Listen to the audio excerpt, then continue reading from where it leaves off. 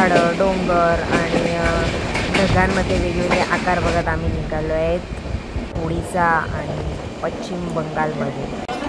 तिकडे बघ कशी बंगाली लोक फुकटचा पाणी घेवायला सगळी उतरली, अख्खे ट्रेनमध्ये उघडीच बंगाली, ती बंगालीच ओडिसावाली। काय आले जळगाव जंक्शन।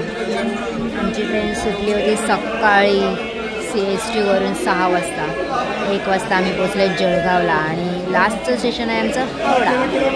महाराष्ट्र, छत्तीसगड, झारखंड आणि ओडिसा जसजसं राज्य बदलत गेले तसतसं वेगवेगळं निसर्गाने वेगवेगळे माणसं किंवा वेगवेगळं दृश्य बघायला मिळते। पहिला मध्ये पाऊस नव्हता मध्य महाराष्ट्रामध्ये आणि छत्तीसगडमध्ये, आणि आता पश्चिम बंगाल ओडिसामध्ये पण पाऊसच पाऊस।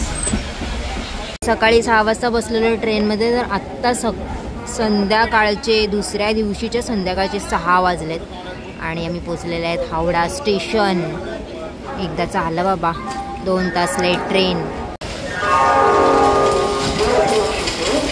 मस्त 2 दिवस लागले हावडाला यायला। येशील का ट्रेनशी? अख्खे ट्रेनमध्ये मोबाईल वापर।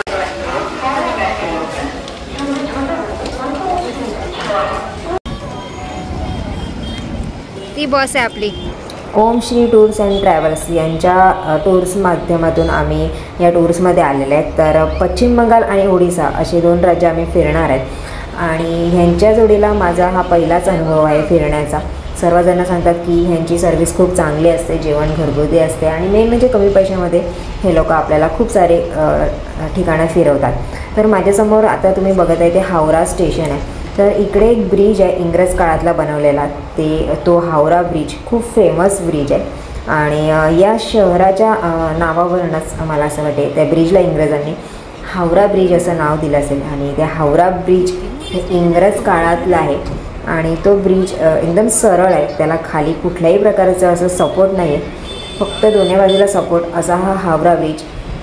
खालून बोट जाण्यासाठी तो ब्रिज असा मधून ओपनसुद्धा होत असेल। ब्रिज हा वाला आहे आणि आपण चाललो हावडा ब्रिजच्या खालूनच आमची बस गेले, त्यामुळे आम्हाला हा ब्रिज व्यवस्थित बघता नाही आला। हा ब्रिज खूप फेमस ब्रिज आहे।